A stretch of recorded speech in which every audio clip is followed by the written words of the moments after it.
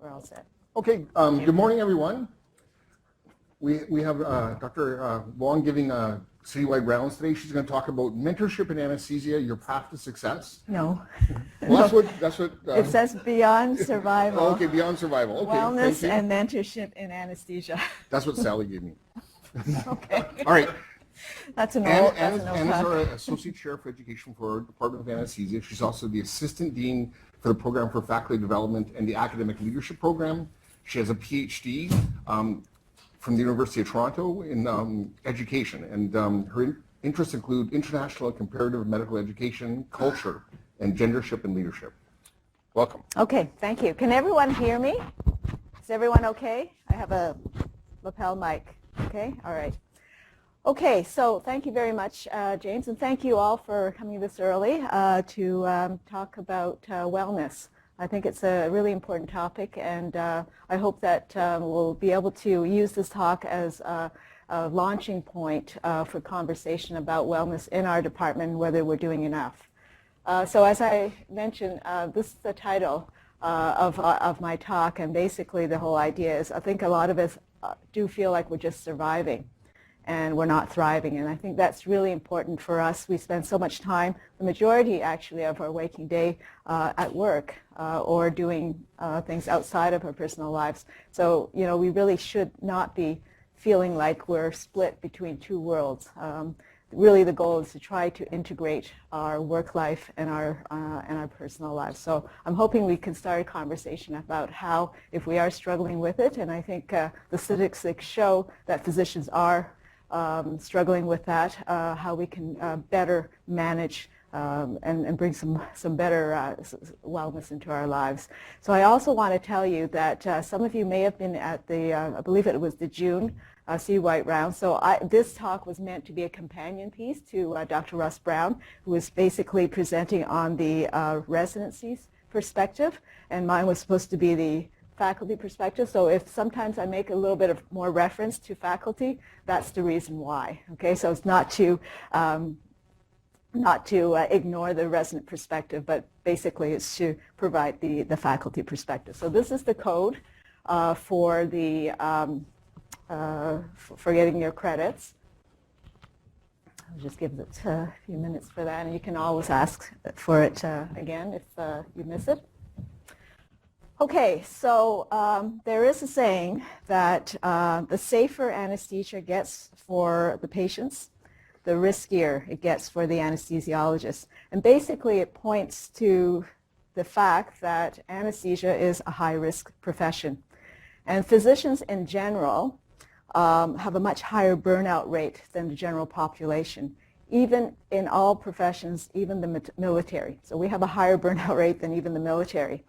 And anywhere, and we actually have, you know, worse statistics in anesthesia. So anywhere from 30 to 55% of anesthesiologists report being burnt out. We also have a disproportionately higher rate of drug abuse, depression, suicide, up to 1.5 times greater suicide rate and 2.5% greater 2.5 times the rate of internists.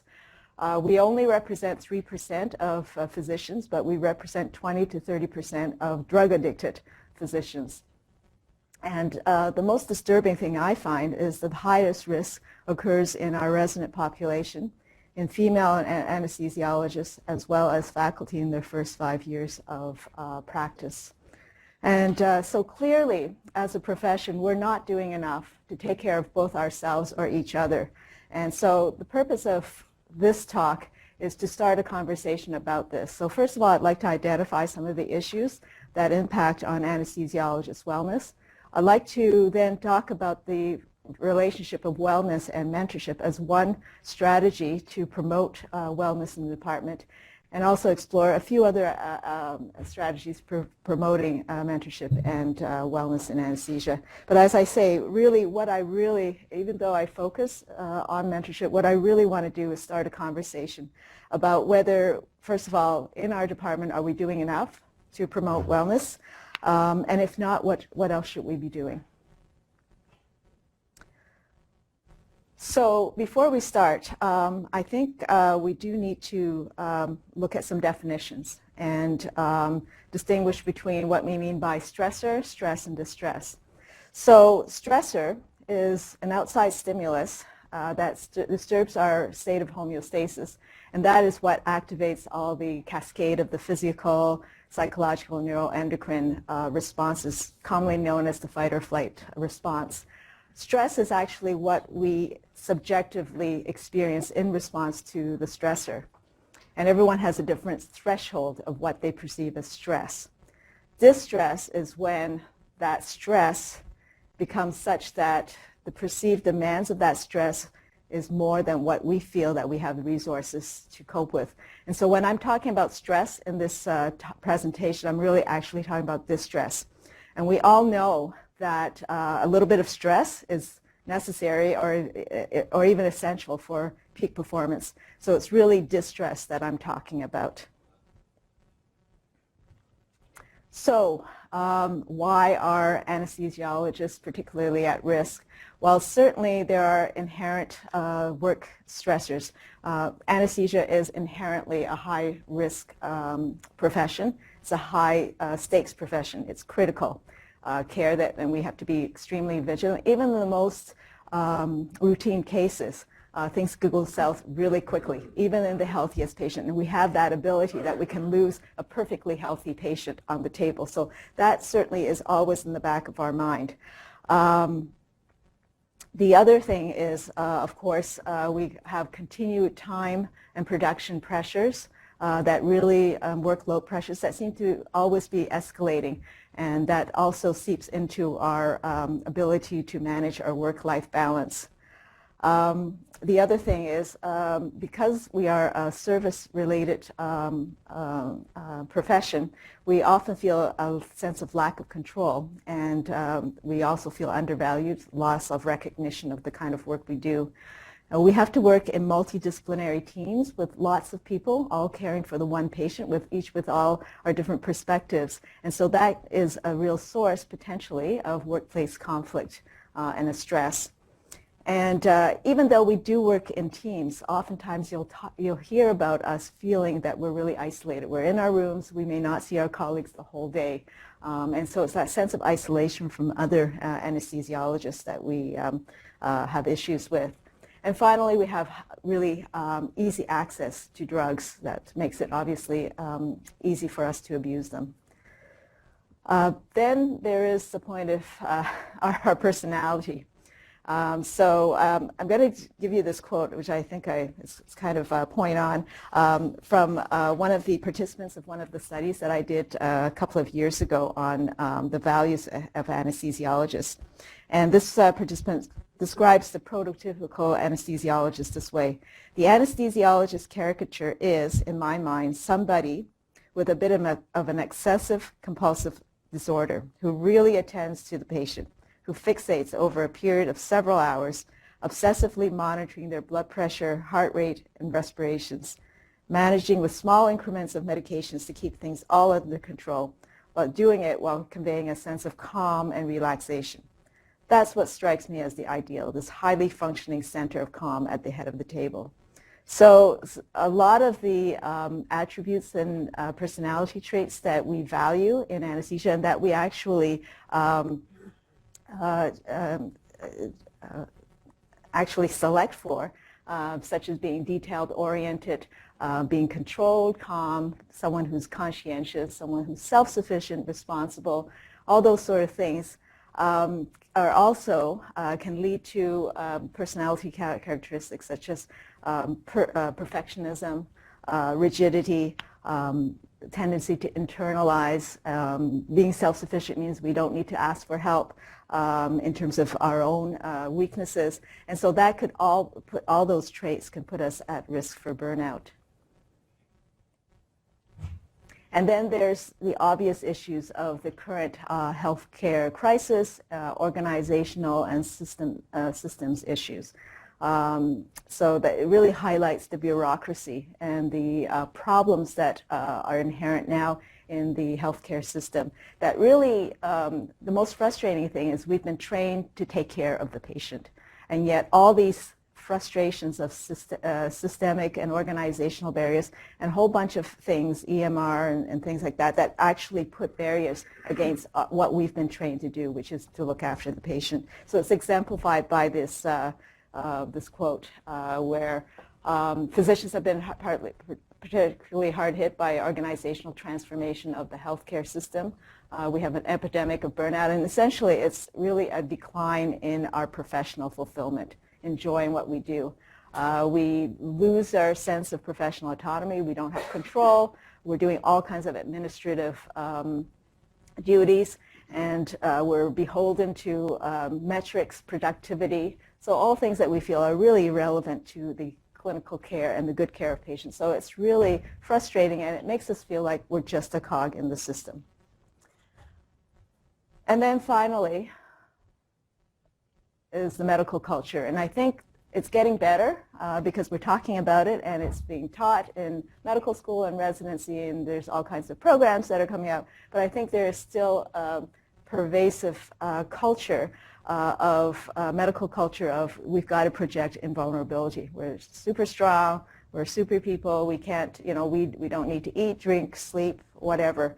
And also there's a stigma still around admitting weaknesses or issues with ability to cope, and stigma around seeking help. So just recently, the Medscape National Physician Survey showed a high percentage, over 40% burnout, and yet only a fraction of the physicians surveyed who admitted to burnout are admitting to seeking help for it.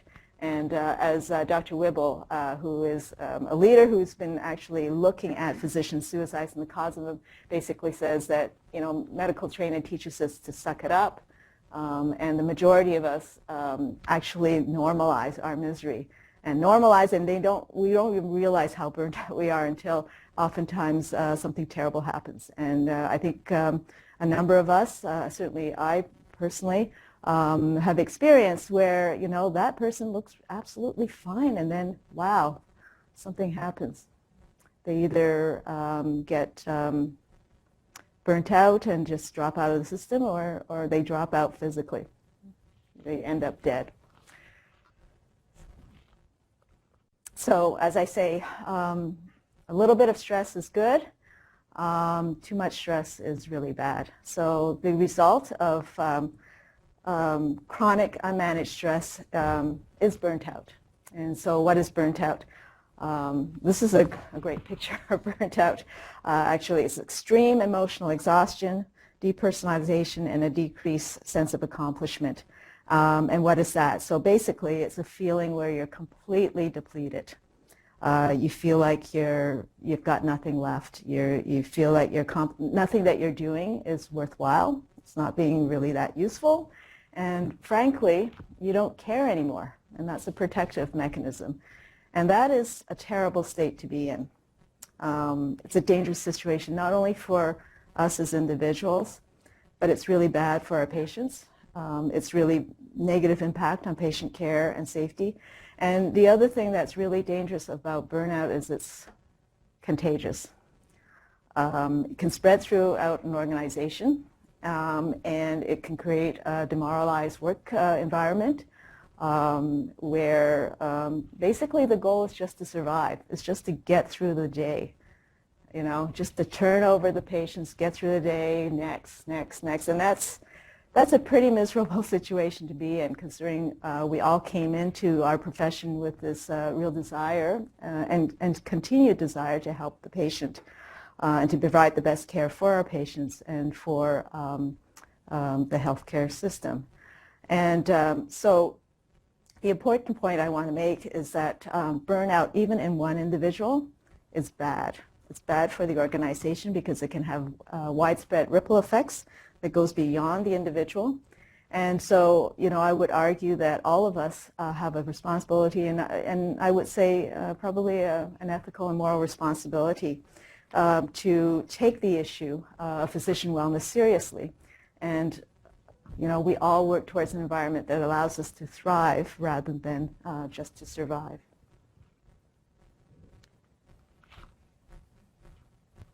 So despite the burnout crisis, though, it's been my observation, and despite us really knowing that the statistics are bad and things are really bad, it's been my experience that when we talk about wellness or physician wellness or resilience, you get a lot of eye rolling, a lot of cynicism.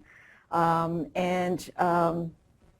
think this quote probably explains why, because a lot of these wellness programs, especially if they're done in isolation, are thought to be a way of the organization just, trying to get our resilience up so that we can get more and more resilient, so that we can squeeze them a little bit more to work in an increasingly intolerable clinical situation. So Tate Shanafelt is a real leader in physician wellness, and he's actually just been recently appointed as the first wellness director at Stanford. But he's done a lot of research, so if there's one person that has done extreme, that you could look up in terms of a lot of articles on physician wellness, is Tate Shanafelt. And I like this. I like this really succinct quote, which you tell physicians to get more sleep, eat more granola, do more yoga, take better care of yourself, and but the problem is, what it does, it makes us feel like we are to blame for a system that is not working. And really, what the point he's making is that improving physician wellness has to go hand in hand with addressing the widespread systemic issues, organizational issues, the workload issues, in addition to providing ways of strengthening an individual's ability to manage stress. And a little word about managing your individual ability to cope and manage with stress. Now, I talked about how everyone has differing thresholds for dealing with stress or perceiving stress. Well, the interesting and the exciting thing about that is that even though we may all have differing thresholds as to what we perceive as stress, like for one person, stress, something could cause extreme stress. For another, it's just a minor irritation. But despite all of that, the word is perception. And there are strategies that there's clear empirical evidence that there are strategies that we can use that can actually, and such as mindfulness-based stress reduction, that can actually change our neurocircuitry to allow us to better be able to control our emotions and to cope with managed stress and alter our perception of what is stressful. So that's the exciting thing, that we do have some control over that, and there are techniques that we can use to better manage how we perceive stress and how we react to it. And so I'll be referring to them a little bit later on in the talk.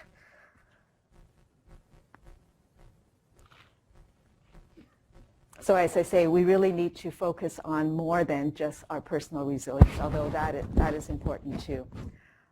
There is one other thing that I'd like to now focus on, which I'll be focusing on basically the rest of this talk, that we often forget.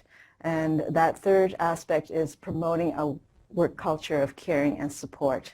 And that is really important.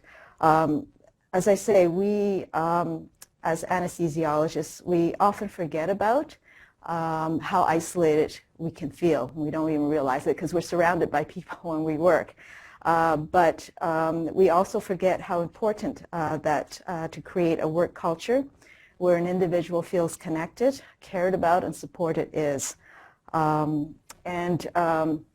There have been a lot of studies with regard to that. In 2009, Wallace and Lemaire did a study on 182 physicians and found a really strong connection between coworker, the degree of coworker support you have, and your degree of feeling of wellness and well-being and resilience.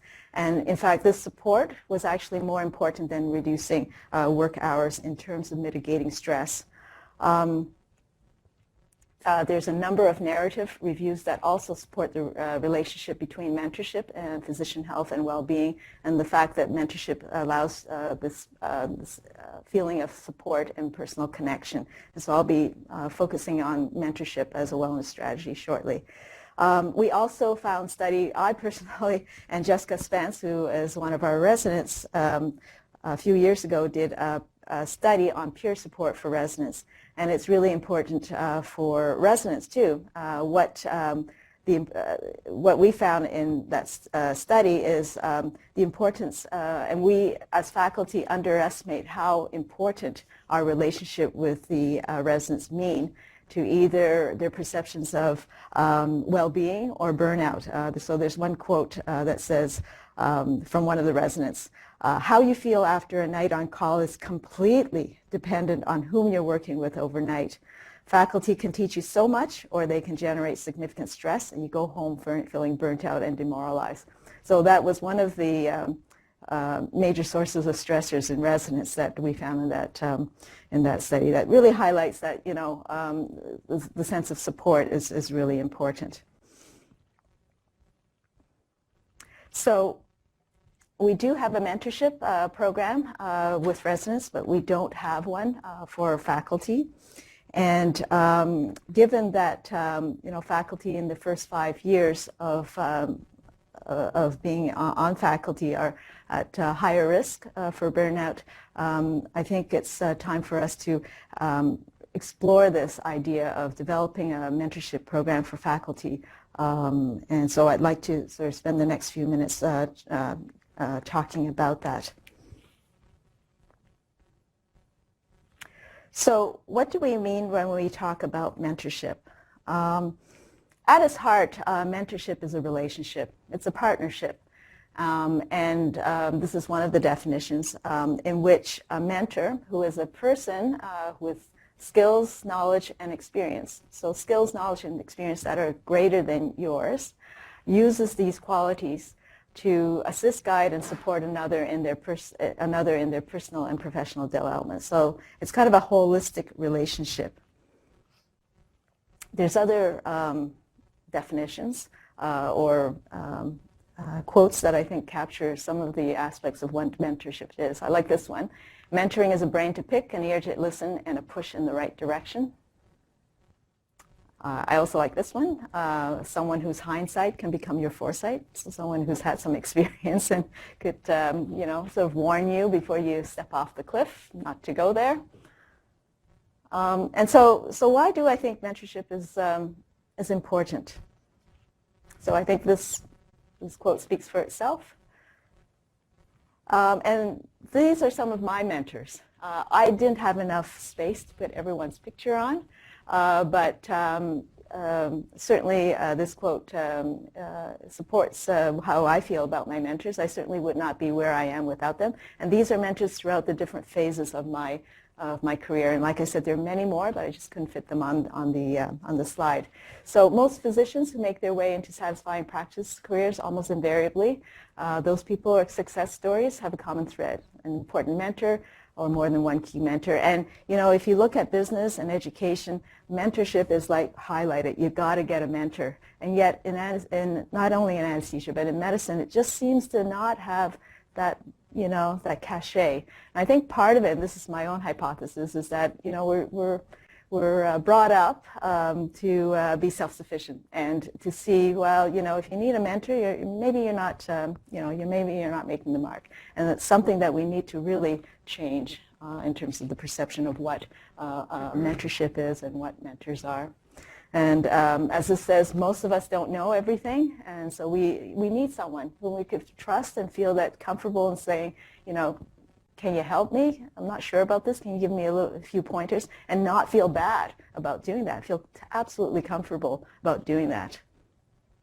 And actually, in a way, our training as anesthesiologists maybe puts us at a better position to be able to do that, because we are, asked to call for help if you're not, if the patient's going downhill, and just call for help. So I think we should apply that for ourselves too, and feel comfortable that when you do that, that you're not going to be looked upon as negatively.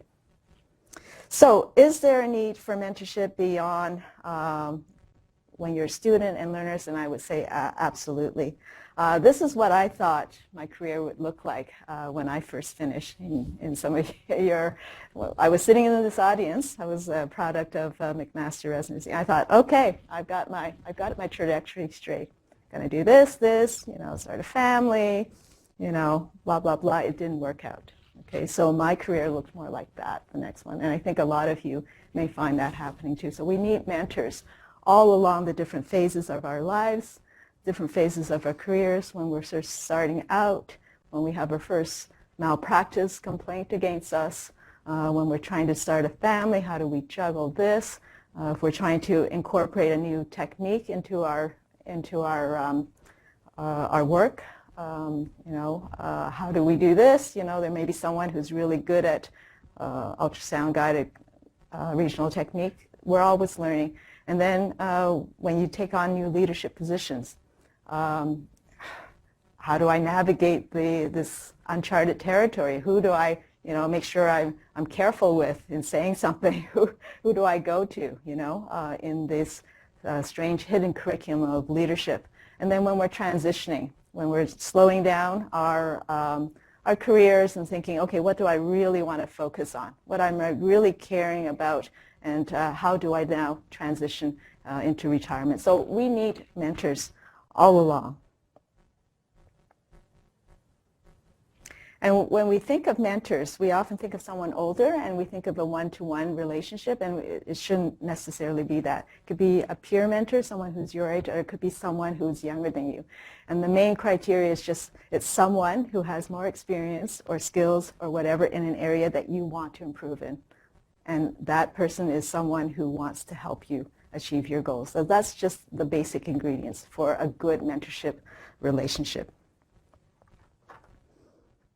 And it became apparent to us about a year ago. We surveyed actually faculty members and asked them, thinking back when you first started as a faculty, what would have made your integration as a faculty member easier? And so it became clear to us that we probably could do with some faculty mentorship. And so here's some of the responses that made us think this way. So one faculty said, I received no orientation to hospital, city, or university at all, just thrown to the wolves on call July 1st. It's too long ago now to matter, but I wouldn't want it to happen to a new staff. Someone else said, there's an expectation to function not only independently, but also efficiently from day one in an environment you're not familiar with. And another respondent said, I would have liked more time spent in the OR with old-timers to get a better idea of practical issues. Then someone simply said, mentorship, why are you waiting? So it seemed clear to us that there is a need for mentorship a little bit more explicitly than we have been for faculty. So what do good mentors do? Well, as I mentioned, at the heart of a good mentorship relationship is that the mentor really wants the mentee to do well. That's basically it. They want them to do well, and they want to be able to help them to do well. They believe in their potential. They actively listen. They share. They're generous. They freely share their knowledge, their wisdom. They give constructive feedback and guidance as requested. Okay, there's nothing worse than unsolicited advice. But they're sensitive to that, so they should be sensitive to that. And they support mentees in achieving their goals. What they don't do is they fix the problems or act as a therapist. They don't impose what they think the mentee is best for the mentee, and they certainly do not take advantage of the mentee and take credit for the mentee's success. They don't take credit for the mentee's success, but they rejoice in the mentee's success. Now, because in the ideal good mentorship relationship, it really should be about the mentee. It should be the relationship exists because of the mentee, not because of the mentor. So under those sort of framework, then really mentees really need to drive the relationship. I know it is kind of difficult when you're a resident because there's that hierarchical distance. But ideally, in a good mentorship relationship, it's all about the mentee.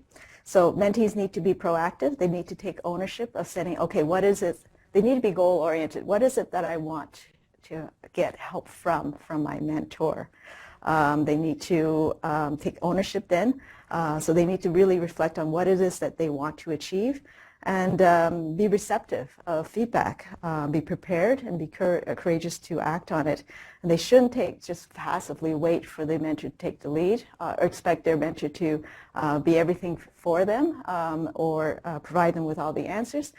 They should feel empowered to talk openly about what is working and what isn't.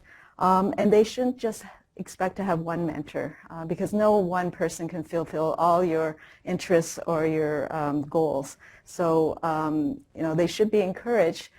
This is one relationship that you should be encouraged to have multiple relationships.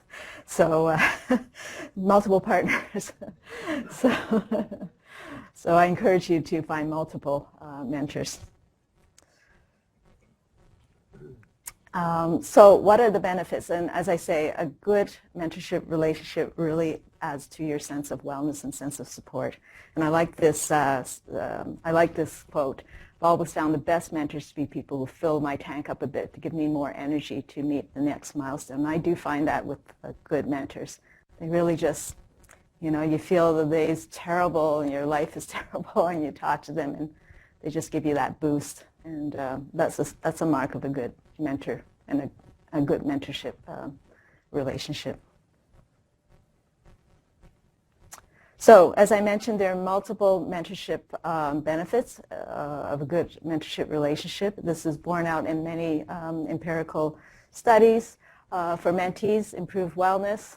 They have improved professional and personal development, improve motivation, confidence retention, better work-life balance. They have better productivity, and they can advance further in their professional and personal lives.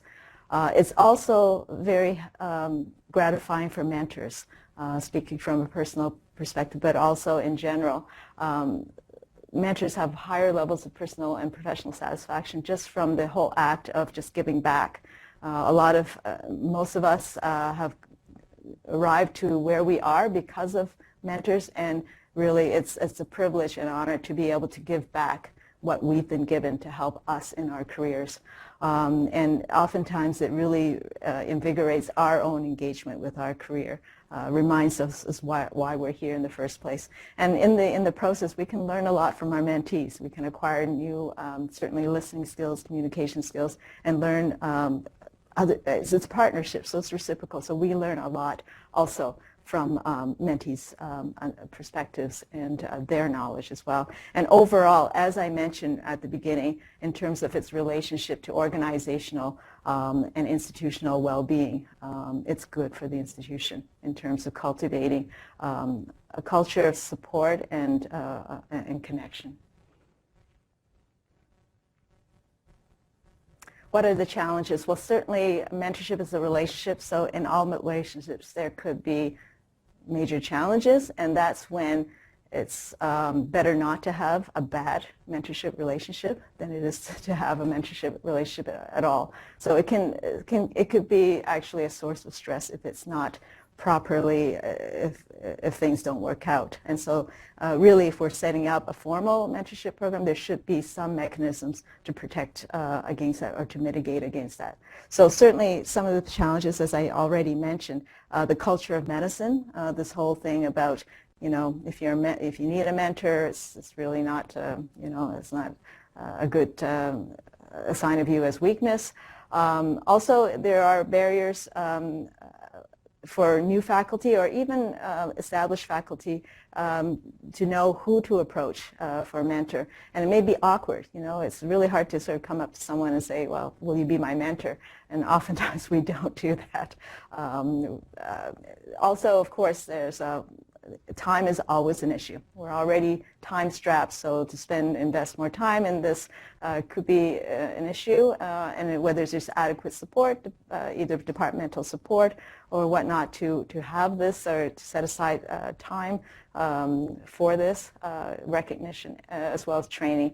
And of course, it could also be challenging because the mentor or mentee really don't know what they're doing in a mentorship program or in a mentorship relationship. So lack of understanding of goals and responsibilities, or if there's obvious relational incompatibilities, that can be an issue. And certainly that's magnified by hierarchy, power differences, boundary issues. So that could be also problematic.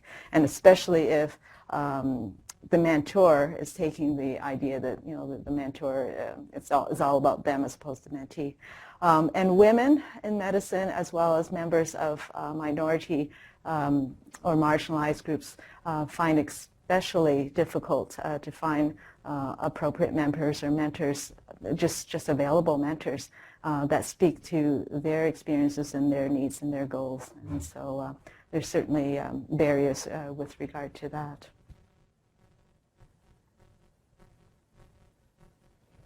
Okay, so based on all I've said and the fact that we're getting some feedback from faculty survey, I'm just going to speak a little bit about a proposal that we have to implement a faculty mentorship program.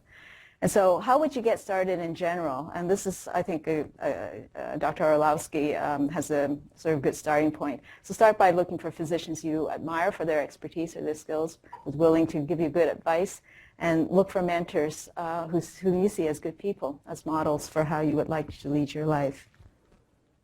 And most of the time, most of us actually have a lot of informal mentors, whether we actually explicitly realize it or not. And informal mentors actually, generally have a better outcome in terms of success than formal mentors. And basically, it happens spontaneously. Often, you're discovering someone who has better experience or knowledge or something that you can really learn from, that you get along with. So, informal mentorship happens all the time. Why we're proposing a formal mentorship for faculty in for new faculty is because oftentimes it's hard when you don't know who's in the system or how to approach someone. So a formal mentorship program basically is used to sort of overcome that aspect. And there's different models of mentorship. So we often think of mentorship as one-to-one, but there's something called group mentorship where it's a whole bunch of people being mentored by one mentor. Or on the flip side, a mentorship network where you can have one individual but being mentored by a whole network of mentors. So someone, let's say in a leadership position, who needs a mentor for communication or EI skills, someone who needs some instructions on knowing what the systems issues are, or someone who needs a bit more mentoring in their research or academic aspects. There's also distance relationship where you can do things online. You don't have to be in the same location. And finally, there's speed mentorship, which is not really a relationship. It's just based on speed dating, which is kind of like a fun way to be able to get to meet a lot of prospective mentors and see who you like or have a connection with. So this is what we propose, that we implement new faculty mentorship who will be matched with a faculty mentor based on best fit, based on professional interest, goals, preferences for 1 year, that we would specify timelines, goals, action plan, and number of meetings, and there's a process for discontinuation, or if the relationship doesn't work out, and then a process for follow-up and evaluation.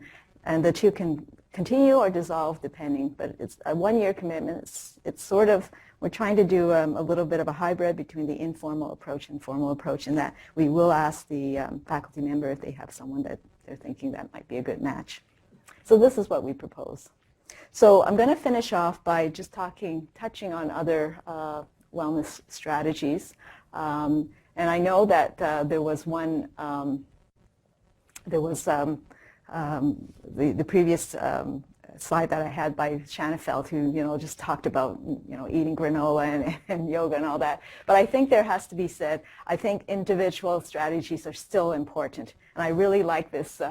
I really like this quote by Edward Stanley: "Those who don't make time for exercise," and this I modified it a little bit, "or taking care of their health, will sooner or later have to make time for illness." So, we often hear we don't have time to go to the gym, blah, blah, blah. But really, you're going to have to make time if you fall ill. So just the basics. So this is, I find this is kind of a nice book from the OMA, and it's actually called Basics. It basically stresses getting back to, you know, the things that we need to do just to get the essentials of taking care of yourself. So, you know, good nutrition, sleep, food at the basis. And then there's all the other things, taking care of your emotional health, social, intellectual. Well, I think we take care of our intellectual health very well, actually, but community spirituality. So this is a good resource that I recommend that if you're interested, just go online for the OMA Physician Health Program. You can get it. We also, in Faculty of Health Sciences McMaster, we actually, with the Program for Faculty Development, have a really good set of courses and under the topic of discovering resilience that's open to faculty as well as residents that have things like mindfulness-based stress reduction programs, programs on self-compassion. We're most hard on ourselves, so how to cultivate gratitude and self-compassion and dealing with compassion fatigue. So this is the website for the Program for Faculty Development if you're interested. And then we have all kinds of other resources, certainly for the residents, the PGME office and Resident Affairs has that. There's all kinds of books. There's a book for residency, Staying Human, and various other resources from CMA and OMA. I want to finish by one more thing because it's something that we're offering actually in November. We're in November. February, I meant February. Okay, so this whole thing about narrative medicine. So what is narrative medicine? It is an approach to medicine that was started in 2000 in Columbia University by Dr. Rita Sharon, who is a pioneer in this field. And basically what it is an approach to healthcare. It's a very patient-centered approach to healthcare that basically focuses on using the patient's stories, their narratives of suffering and their illness trajectory as a starting point for the therapeutic relationship. So it allows us to go back to the whole roots of why are we here. It's because of the patient. Let's listen to the patient as opposed to let's tell the patient what, you know, oftentimes we tell them, we look at their charts and we tell them what. So it's really flipping it around. But one of the tools that it uses for narrative medicine, a major tool, is using narrative writing. And practitioners use narrative writing as a primary reflective tool to understand what patients and we as clinicians undergo in our everyday work to build therapeutic and collegial relationships, improve patient outcomes, and live and work in a more reflective and engaged way. So it uses narrative writing as a way to metabolize what we go through as clinicians and make sense of what's happening with our patients, but also what's happening to ourselves as we go through this therapeutic relationship. And we actually introduced a small sample of it during a faculty retreat last year with Dr. Saru Sharda, who's one of our faculty members, and she's also a writing coach. And we got a tremendous response to it. There was a lot of sharing and just a sense of, you know, we really need this to be communicating with each other. And so she basically states that in an era of high rates of burnout in anesthesia practice, narrative medicine is one tool to reclaim meaning and joy in our work as anesthesiologists. By creating a space for reflection and connection in an increasingly complex working environment, narrative medicine gives us permission to pause and to seek to understand. So that's the power of narrative medicine. It really allows some time to reflect and to share with each other. And so the whole idea of let's build some connections and support amongst each other. So we're offering it in February 2020. And so we'll please be alert for more details with regard to that if you're interested in joining us. So just to summarize then, I know I've gone over a number of issues, starting with, you know, why we are a high-risk profession, and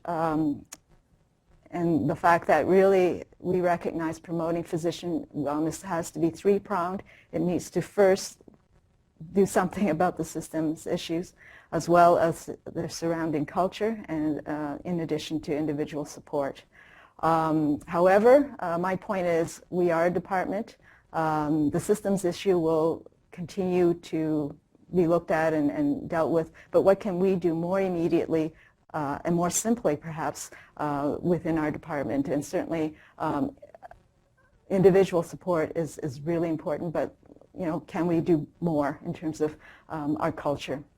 So as one wellness strategy, and just one, because there's many things that I'd like to get your feedback on. So mentorship is something that we propose. At least we can have one little step that we could encourage, not only for residents, but for faculty as well. And of course, the whole idea of really looking after yourself, using the basics to look after yourselves, and to look for ways to improve your individual ability to cope and manage the stress that you encounter every day. I mean, it's immediate here.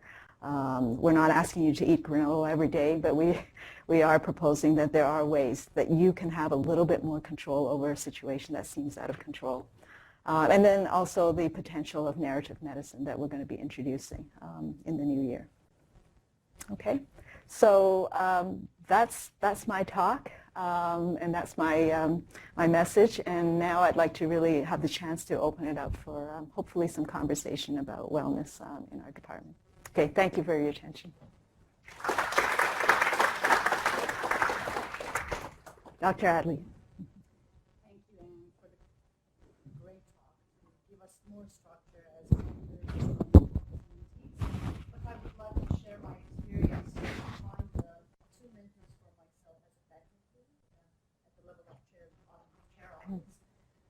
After our wellness session last year, I just understood I need mentors. And I approached Anne and I told them I have few names in my mind, people who I'm more comfortable to talk with as my mentors, but I don't want to approach them directly in case they don't want to take me as a mentor. So Anne just approached those people, and they say, and the first approach was, are you willing to be a mentor for faculty? And they said yes. And the second thing was, Anne asked them, do you want to be a mentor for Elliot? And interestingly and surprisingly, they again said yes. So Not that surprising. It wasn't surprising to me. So it's really good in case they are not happy or they are not comfortable. And after that, now I understand we have to have more structure, and I had to have more plan to that.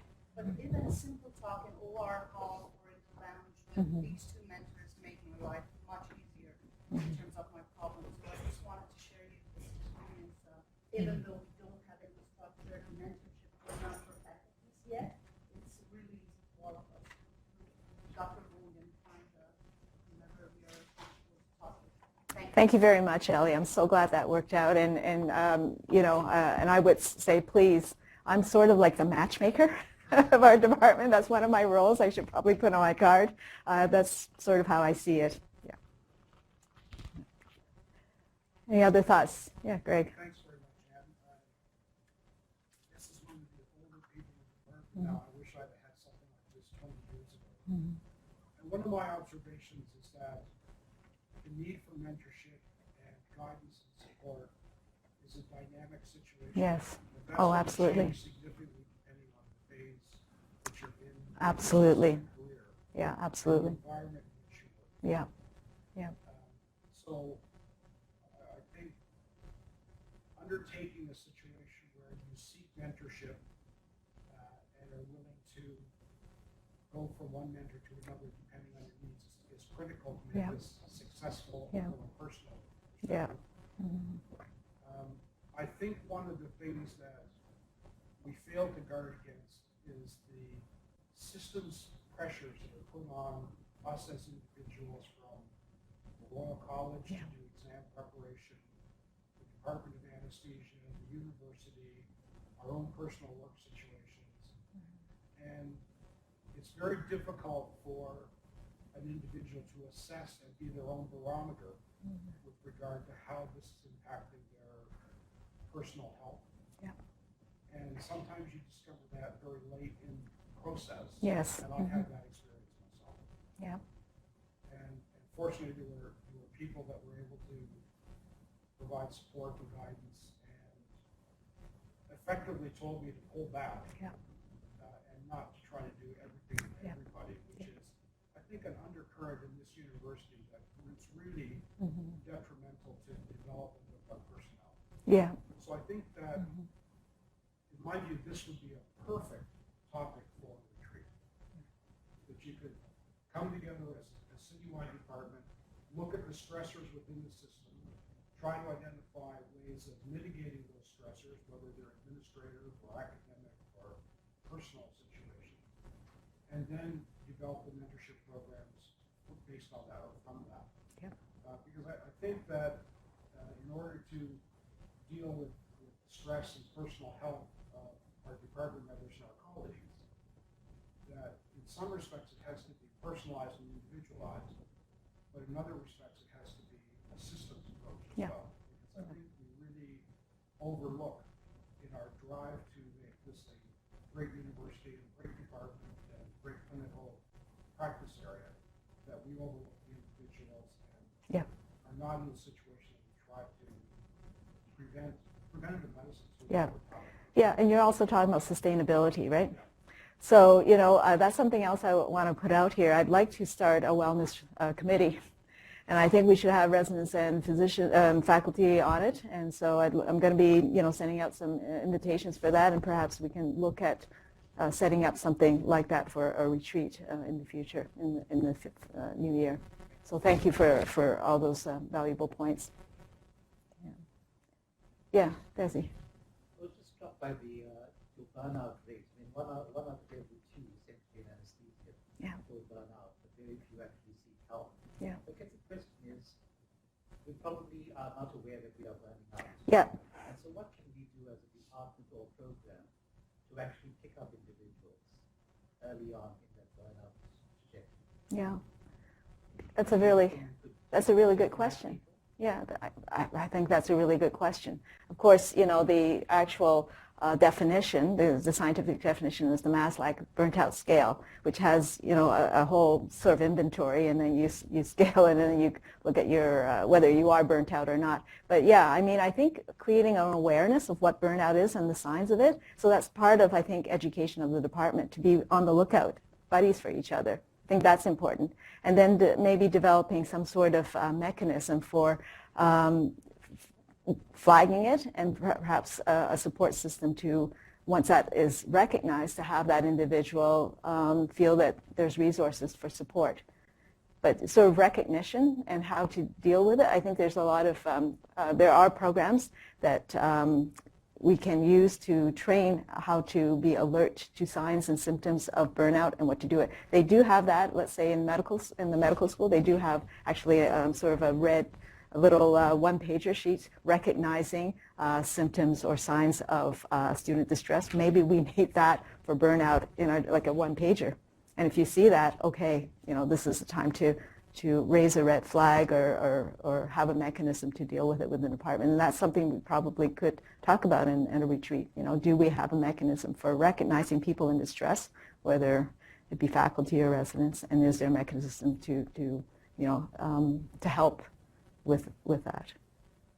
Just to follow up on what you said, Desi, I think you had a slide that said that supporting each other is more important than reducing work hours. And I think in terms of recognizing, because there's a risk that people won't recognize that they're burning out, we have to look out for each other. Mentees would have to look out for mentors. You know, you have to look out for any colleagues, and faculty look out for residents, and vice versa. Like, not everyone's going to know that they're in trouble very young, and that's why I think, you know, people need to support each other.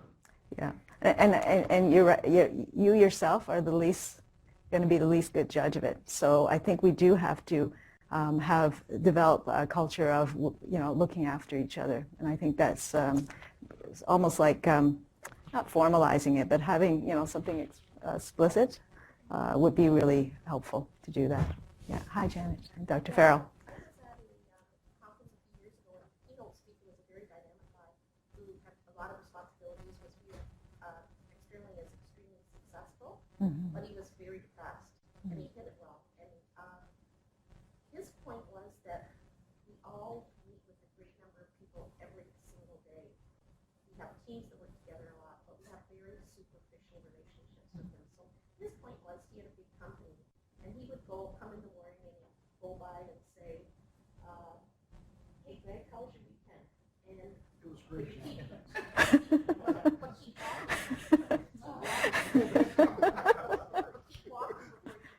Yeah. Yeah. so you don't have the opportunity, so the Gregs, my Gregs, say, it was okay. But what I should do is pick them and say, oh, it's just okay. And like personalize it, but we spend more time with our coworkers than we do with our families often. But we don't often know very much about them. Yeah. And I think, It's enriching that understanding of what they're going through. yeah, absolutely. Those are great points. But the other point that is really good is that people tend to hide it really well. Just to your point, Desi, sometimes it's not obvious that they're really depressed or they're really burnt out. In fact, you hear often the stories of that person seems so with it. They're so happy. I just saw them the other day. They look happy. They look great. Their life, everything in their life is perfect, but it's not. And those are the challenges. People who internalize and who are just hiding and hiding it. So it is a challenge. And, part of it is that culture, that sense that we need to really look strong, look like everything's great when it really isn't. And maybe it's because we don't have enough obvious mechanisms that people can actually say, okay, I need help, and there's ways that I can find help that's suitable for me, that will work with me without, bringing up all the things that I'm worried about, do people, the stigma of being found out, blah, blah, blah. Yeah. Okay, thanks again, Anne. Okay, thanks. Let's continue the conversation.